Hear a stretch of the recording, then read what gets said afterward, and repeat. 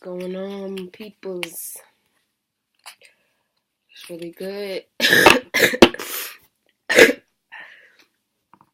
Excuse me. Probably shouldn't even be doing this right now, but I figured it would be best for this new moon in Taurus. Yeah, let me go get a lighter real quick.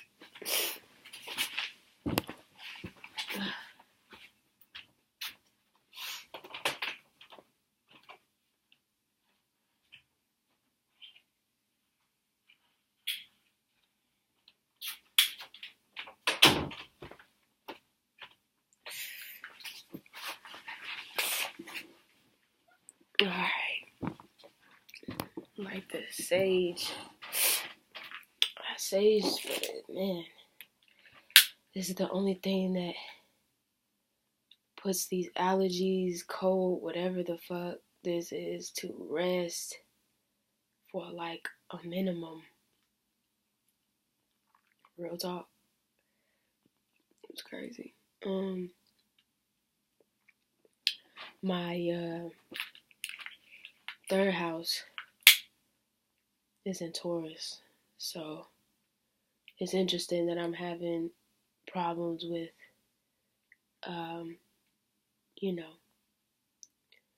communication. I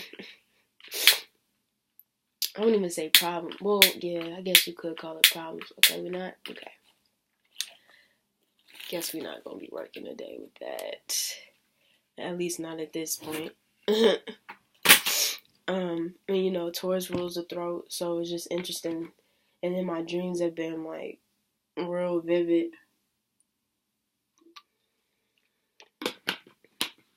It's a lot to talk about.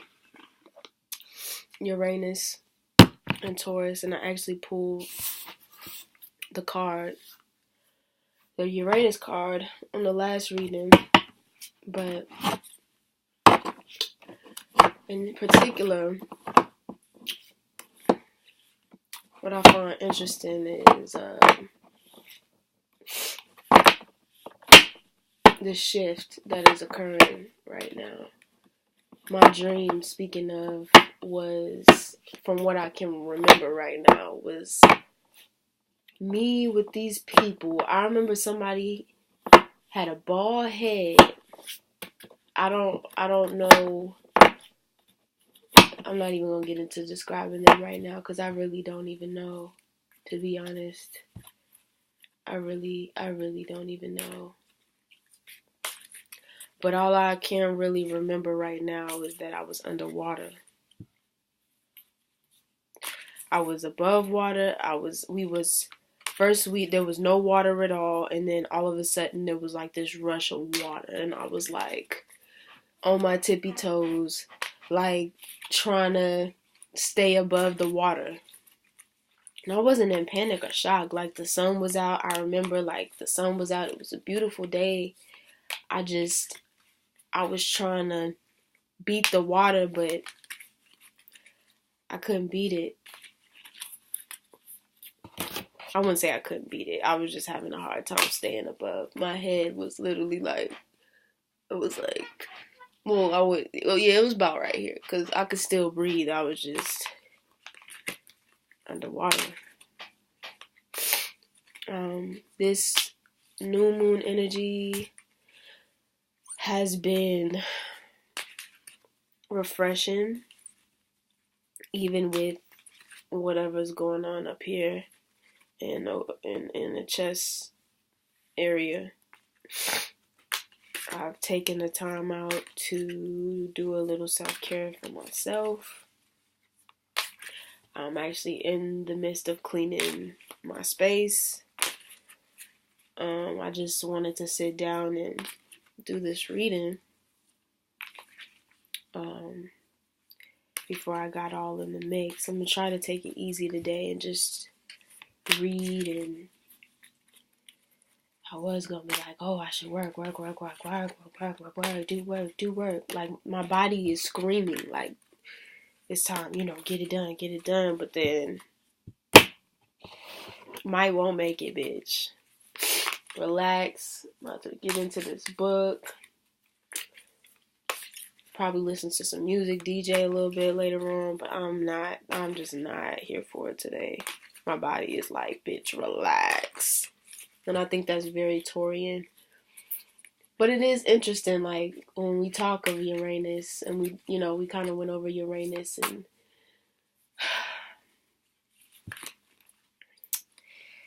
I don't want to get into downloads right now, but damn, the downloads, like, people would call this dizziness, but I don't really, like, I'm trying to think of how I could describe it. Have you ever been, like, chilling, and then your body feels like it's just, like it just shifted? Not dizziness, not like you feel like you're about to pass out, but, like, your body literally shifts into, like, this, I don't know. I don't really even know how to explain it. I've been getting and feeling the shift. Oh, of course, my battery. As soon as I say that, my battery is at 5%. Hold on a second. My apologies for all these technicals. I should have been better prepared, but we taking things slow today, just like a Taurian would for this new moon. Taking things slow, one step at a time.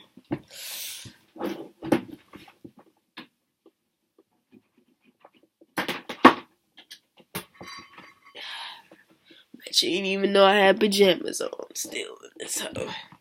But I got dressed up for you? Nah. Alright, so here we go. Got the Zodiac Astrology cards. Once again, shout out to Allison Chester Lambert. Briefly, just go over each card. The planet cards represent the personality that's engaged in the question, issue, or part of you that's activated. The zodiac cards represent the universal energy that colors the question, issue, the influence around you, or the general feeling around the matter. And the house cards represent the area of your life affected by the question, issue, the spirit of your life that the matter is playing out in. So we've kind of shuffled these cards, and then I just kind of pick randomly from the pot. And I don't look at them until I pull all three out, and I kind of flip as I go. So how y'all been feeling though? With this shift going on, everything's all gravy and good and legit.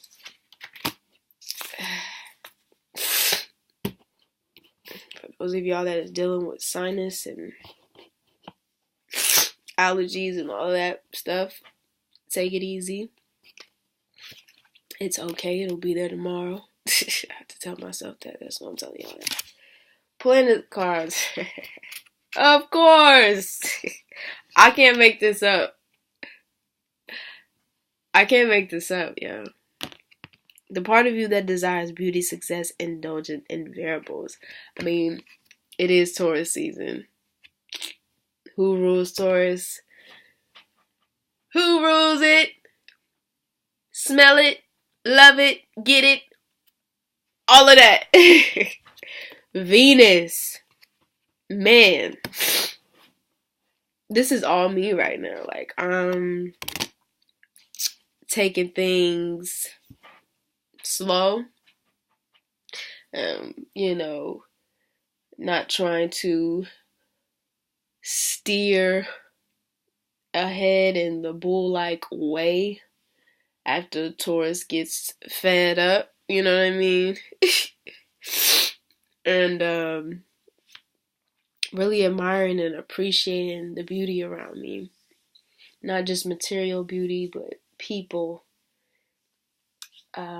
nature. Definitely been connected to nature more than usual.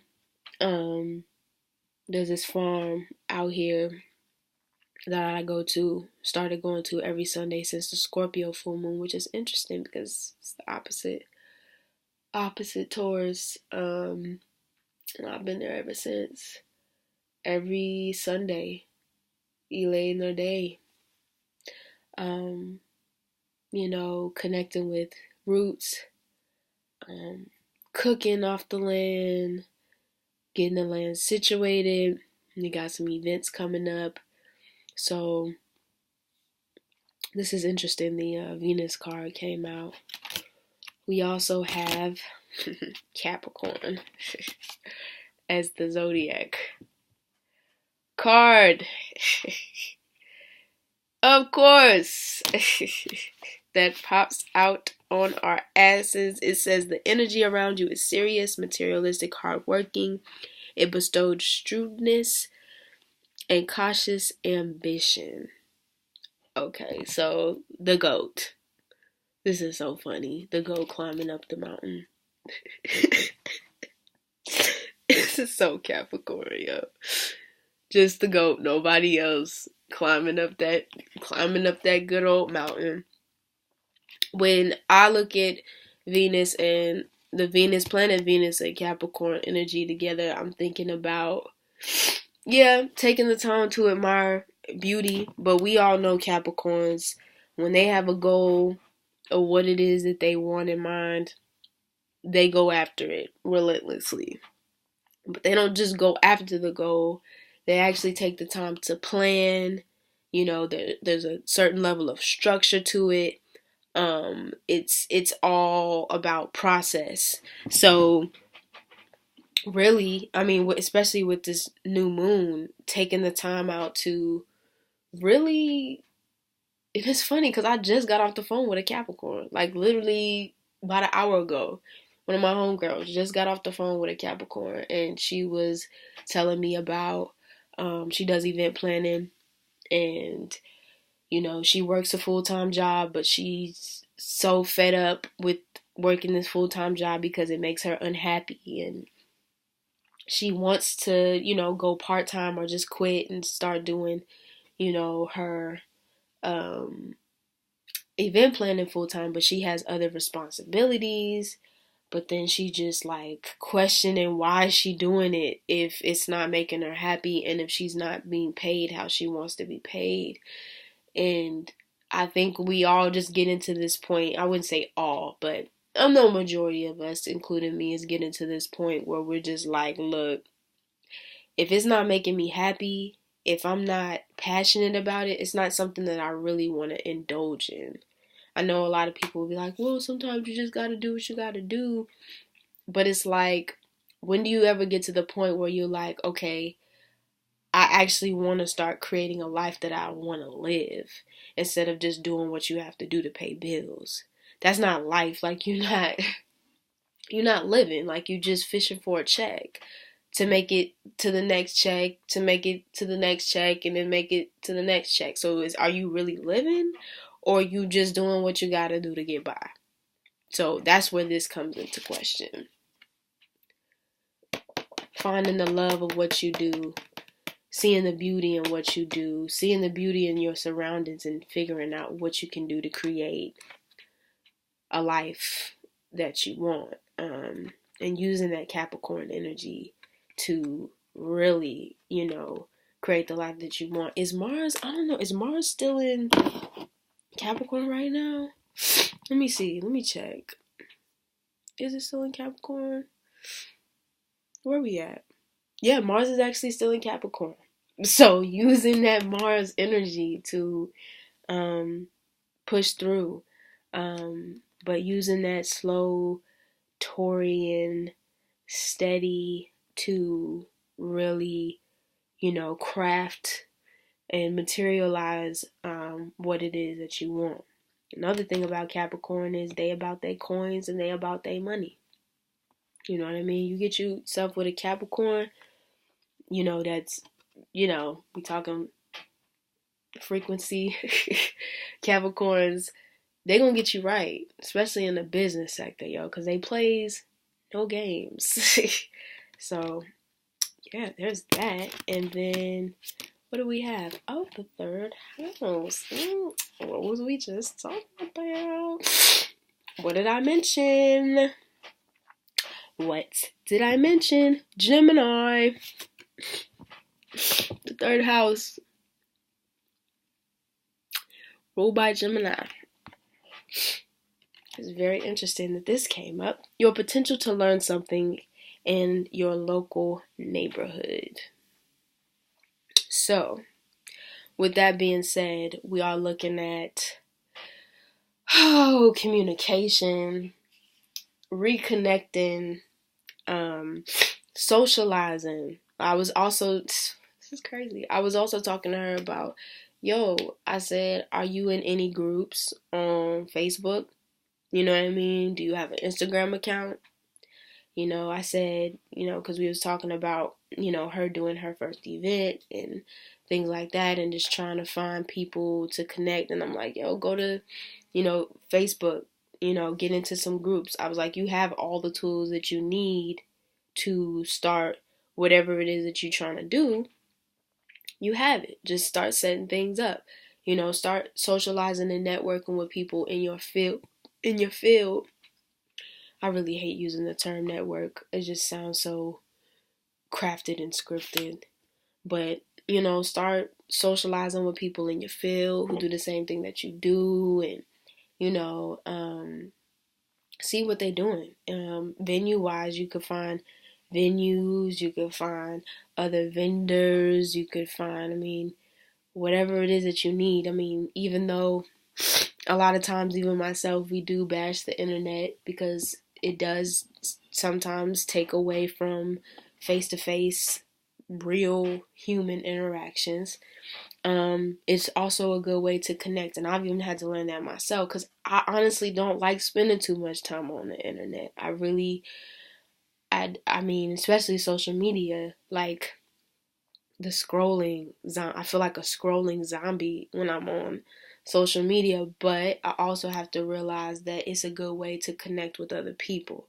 Now, you're not going to catch me on Instagram, Facebook all day going in, but I am learning to get back to where, because I used to be, I wouldn't say I used to be, I never have really, but where I am engaging more, talking to people more, learning different things off, social media and things like that. And then just seeing where that takes you. You never know. You never know who you might come in contact with. So using this Venus energy, to see the beauty in things, connecting with nature, getting grounded, creating something unique, using the Capricorn energy to really plan out your goals and how you want to go about manifesting those things. And the Mars energy too, since Capricorn is in Mars, like, man, if you put it all in, man, I'm telling you, you can go to work.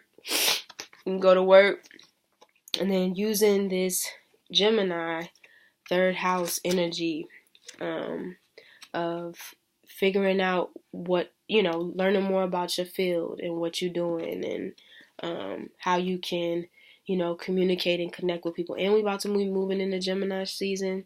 I'm not trying to take the shine off of you, Taurus. I love you, Taurus. We have a special connection.